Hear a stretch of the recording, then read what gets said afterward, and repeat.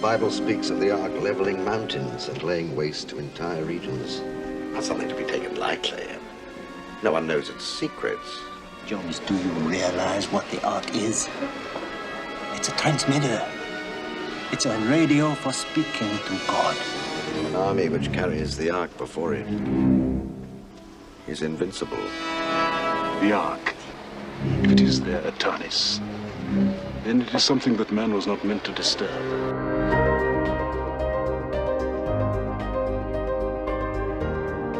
Okay, welcome along to Film Talk, and I'm delighted to say we're joined yet again by film historian and broadcaster, the amazing Maurice Bright, MBE, and today we're going to add another great movie to our top 100 list of the greatest films ever made, at least the greatest films in our humble opinion. Maurice, what's our contribution for the list today? Well, I can't believe that it's been almost 40 years that I sat in a cinema and I saw Raiders of the Lost Ark. And it just seems like almost yesterday, and it's a film that I still watch, and I watch it with my 22-year-old, and I watch it with my 9-year-old, and it's just an extraordinarily brilliant film. And I just thought, yes, you know what? Not just because we're at Elstree and it was made here or based here, but because actually it's one of those films that stands the test of time and really does deserve to be right up there, because if you like, it almost created a new genre. It set its own standards, which other people have then followed since. So yeah, Raiders of the Lost Ark's in there for me. What an astonishing movie, though. I mean, it was done very cheaply. They were trying to make, from what I understand, kind of a low-costish style B-movie, but it turned into this massive global hit. Well, it was about $18 million at the time. Which, as you say, which we're reasonable about, but it wasn't a huge multi-blockbuster amount that you would imagine those days. You'd had George Lucas here, who'd been directing Star Wars just a couple of years before. You then had George Lucas came over and produced this, Spielberg, who came over to direct it. And in fact, the tagline for Indiana Jones was, "The new hero from the creators of Jaws and Star Wars." And I think so they were trying to play on the success of Jaws and the success of Star Wars. It was still those days when Spielberg and Lucas, if you like, were almost untested. They'd had some early success. Was it going to last? And so they wanted to get people into the cinema to see the film based on previous successes, saying, you like those films, well, you're going to love this. As it happens, when people went in there, they were blown away by it. It was like, well, that's not something we're used to seeing. I mean, of course, everyone knows it's about Indiana Jones. He's an archaeology professor, and off he goes. It's 1936, and off he goes into the jungle, and he's looking for various artifacts. And of course, he comes across the golden head, isn't it? Yeah, and of course, he ends up then in search of the Ark of the Covenant. But it's a big sort of boy's own. It's a bit like if you look at the comics of the 40s and 50s, those boys' own heroes that would come out and go off and, relatively normal. It's a bit like a superhero. Clark Kent goes in and turns into Superman. But in the case of Indiana Jones, he's almost a reluctant hero. Yes, he's strong. Yes, he's good looking. Yes, he can fight for himself, but it's something he doesn't particularly want to do. And I think that's quite good fun. He is an archaeology professor. He is, by what most people would think, a little bit boring, but because he turns out not to be that at all, and the adventures he finds himself on, it's always as big a surprise to him as it is to the people that are watching it.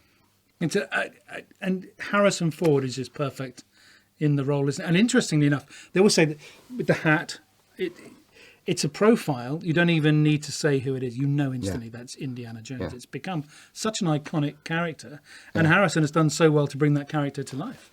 And a whip, isn't it? It's just the hat and the whip, straight away. So my kid now, as I say, he'll do dressing up sort of for whatever parties. He wants to go as Indiana Jones, and this is like he's a 9-year-old, and it's like 40 years on. And there's very few other than the superheroes. All those years later, you think that's the character you want to be. They made 3 here, of course, the original trilogy. Like the original Star Wars trilogy was made at Elstree, the original Indiana Jones trilogy was made in 81, 84, and 89. And at the time, it wasn't like anything we'd seen. I mean, I was always scared of spiders, and I was always scared of snakes. And I went to the cinema, and I would have done well in Indiana Jones, would you? But in fairness, so was he. Well, the character was.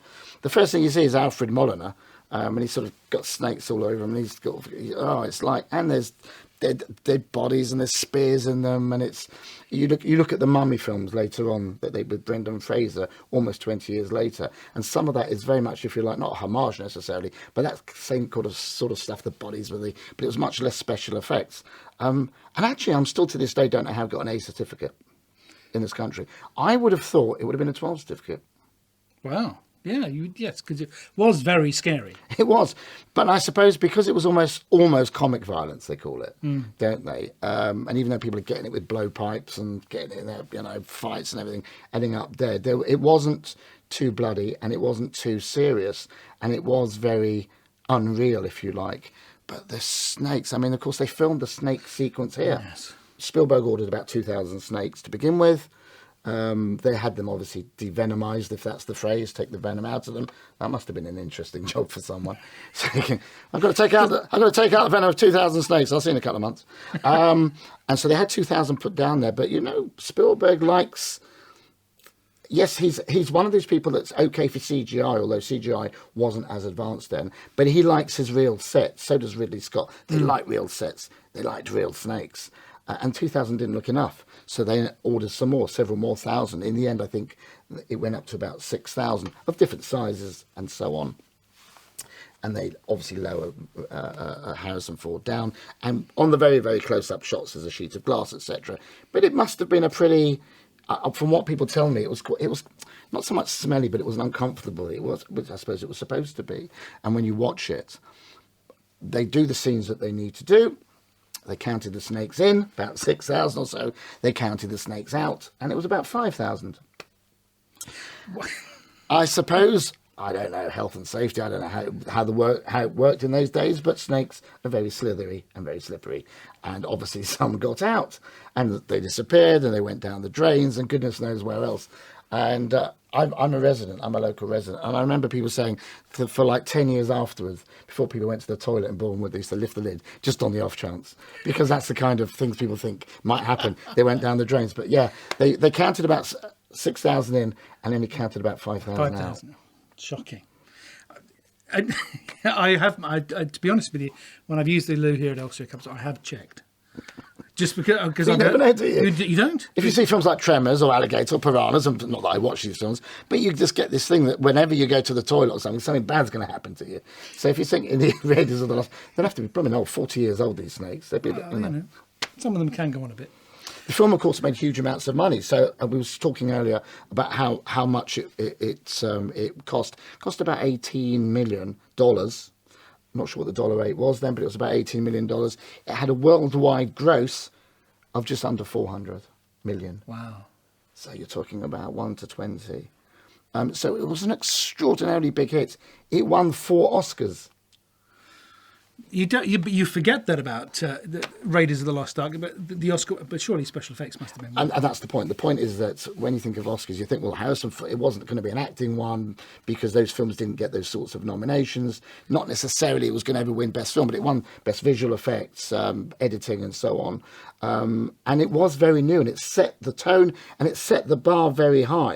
And as I've said, I think it lifted the quality of many films afterwards. So it won 4 Oscars, and I think that was the last time a film that was made at Elstree won 4 Oscars, I think until The King's Speech, which was 30 years later, which won 4 Oscars, and I think 7 BAFTAs, give or take.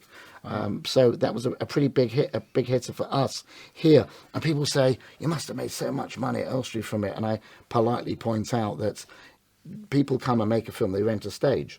That's right. You pay the same rent for the stage, whether the film makes 100 million or the film doesn't make anything at all. What you hope is the film does, because by and large, if a film does well and they want a sequel, very often the director will come back because they enjoy the facilities and enjoy working with the people that made the film. And of course, people like to return to the scene of success. And as I've said, the original trilogy, all 3 of them were made here in the 1980s. So Spielberg has a great affection for Elstree, and we do for him too. And it's lovely to hear all these years later, he's still making films.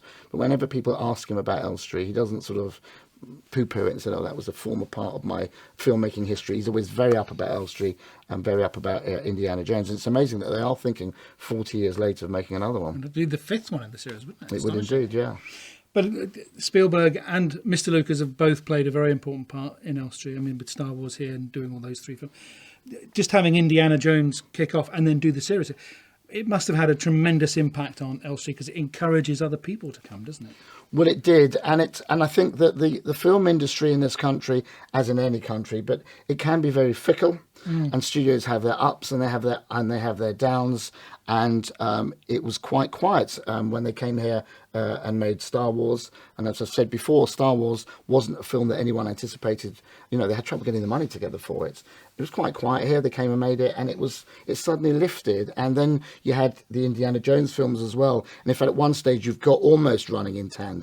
But you've got a Star Wars film and an Indiana Jones film, and that just shows how big Elstree was in those days, but also the kind of buzz that there would have been in the studios at the time. And one of the things people like, whether it be actors, whether it be directors and producers, but also the people that work behind the scenes, people have to build the sets, you know, the people that do the costumes, the people that do the sound and everything.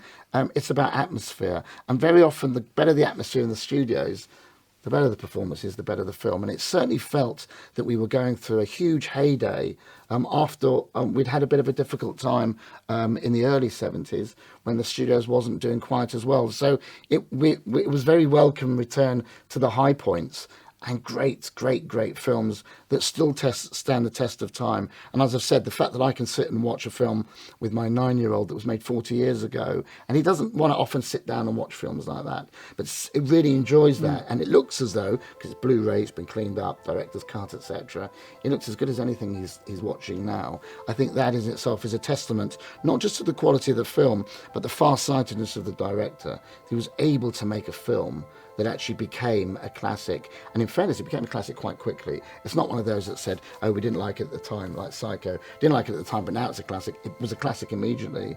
And it was great fun going to the cinema and watching those films later on. And if they do make one for the 40th anniversary, I shall take my children to go and see it at the cinema, which is the way they're made to be watched. And quite right too. I mean, Indiana Jones, Raiders of the Lost Ark, an astonishingly great film. I remember seeing it coming out for the first time. Loved it right from the start, as everybody has done. Yeah. And deservedly to be a part of our top 100 list of the greatest films of all time. Maurice, thank you for another fantastic contribution to our list. No, thank you. Thank you.